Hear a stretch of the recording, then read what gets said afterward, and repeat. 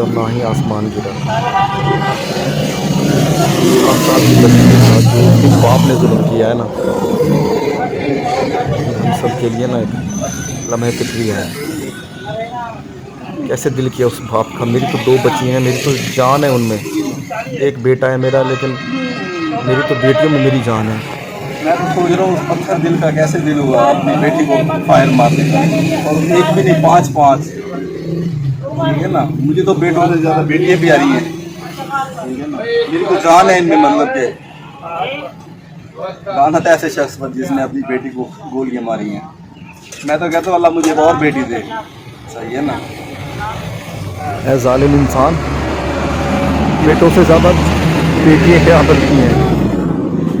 तुझे ज़रा सी भी शर्म ना आई कि तूने एक फूल जैसी बच्ची को, 7 दिन की बच्ची थी, तेरा दिल कैसे किया।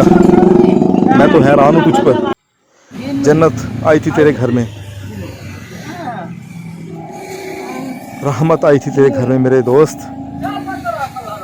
तेरा दिल कैसे किया अपनी बच्ची को मारने को। हैरान हूँ मैं तुझ पर।